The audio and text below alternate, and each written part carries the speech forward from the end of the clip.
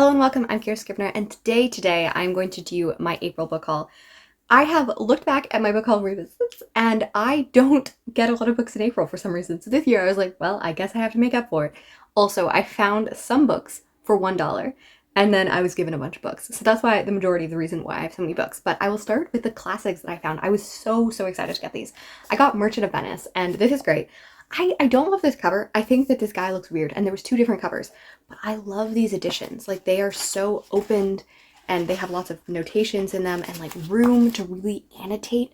Like so many of the others are so little. I guess all my plays are out in my hallway now, but yeah, like I love that they have notations. I love that they have lots of room to write. This was the first Shakespeare play I ever read, which I do not recommend.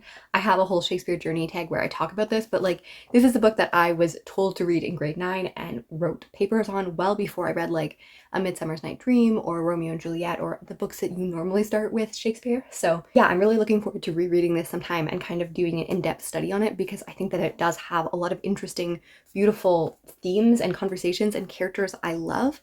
And it is a book that definitely gets neglected in the Shakespeare canon. The next book is a continuation of my C.S. Lewis collection. I really love these editions. He is a 20th century writer who wrote the Chronicles of Narnia as well as some Christian nonfiction. This is a Christian nonfiction book. And yeah, again, beautiful pages. Like this is what I love to see. I love to see some floppy paperbacks. And yes, I'm really excited to read this at some point. I have many of his books on my shelves that I plan to read, and a nice shrine to his books up there. I have The Stone Angel by Margaret Laurence. She's a Canadian author. This book follows Hagar Shipley. She is age 90 at the beginning of the novel, and she's reflecting based on her life. We see her childhood, we see her young marriage, we see her sons, we see her in middle-aged. And yeah, the writing is really beautiful. It is a book that my roommate read in high school, and she's a copy that she's been reading aloud to me and we've been discussing, so it was really cool to see this. I also have several editions of these copies, so I finally looked it up, and this is a new Canadian library and has many of the classics throughout the ages. And are they the most prettiest? No, they're kind of beat up. They're kind of oranged because they're been gone for a really long time, but they actually have pretty good margins and pretty good texts. So yeah, some of them I have that are like really beat up from like I have Stephen Leacock's Adventures with the Idle Rich from like 1914, and I think it's published probably in the 50s, but this book was published in 1960. It was originally published in 1964, and this copy is from 1968, so this is a very old book that has been around the corners for a long time, and I love being able to find these books for like 50 cents. So the last book that I picked up that day when I bought a bunch of classics was Herman Melville's short stories Bartleby the Scrivener and Benito Cereno, and I never thought that I was going to read this because Moby Dick does not seem appealing to me. But you know, my channel name is Cara the Scrivener, so what am I supposed to do but read the book that's called Bartleby the Scrivener? And I don't know, I feel like I was listening to a book tour or someone talking about Bartleby, and I was like, you know what, I should read this book at some point.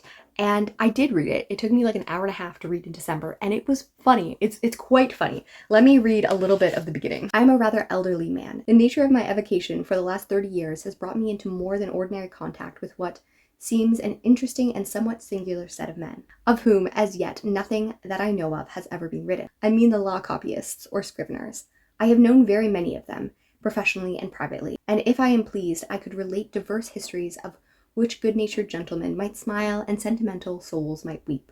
But I waive the biographies of all other scriveners for a few passages in the life of Bartleby, who was a scrivener, the strangest I ever saw of. So yes, I will not continue reading for much longer, but I really recommend that you read this book. It will not take very long and you will laugh if you like good old-natured humor. And the other one, I'm not sure if I'm ever going to read. It's a pirate story.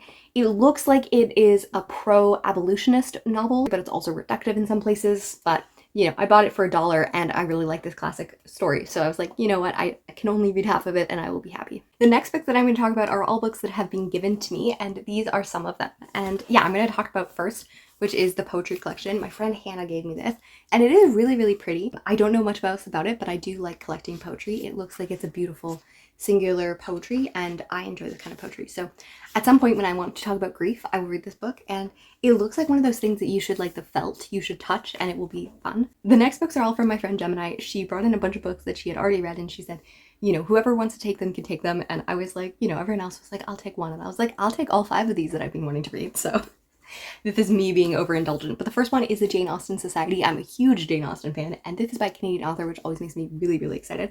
I also have the second one, which is the Bloomsbury Girls, and I thought these were in different series, but apparently this follows the same series.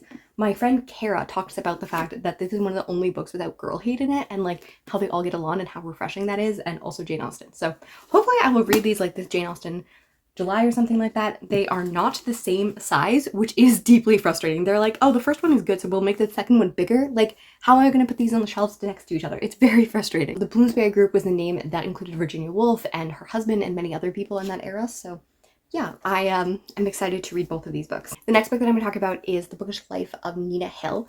This is about a girl who has always read, and I think she's a single mother now. Or no, she was the child of a single mother.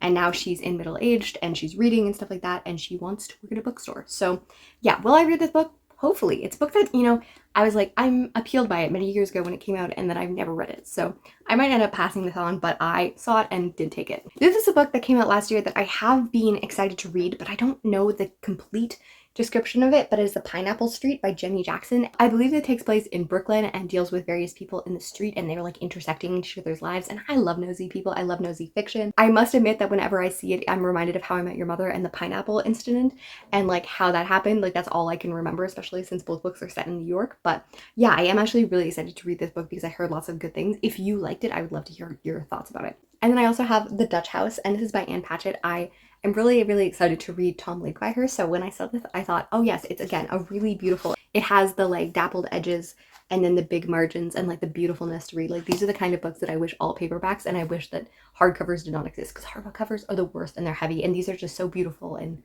you know, not heavy, but you can still read them with all the enjoyment. It's just wonderful. So yes, this is a book that was the finalist for the Pulitzer Prize. It, I think, deals with a family over a long period of time and kind of looks at this rise into success after the Second World War, but I am going into it mostly blind. So I've heard really lovely things about it, and yeah, I love the design on the back of this book. Like I think it's just so beautiful. I wish the spine was a little bit more beautiful. Like I feel like that's not the nicest thing to sit on the thing, but this is so beautiful.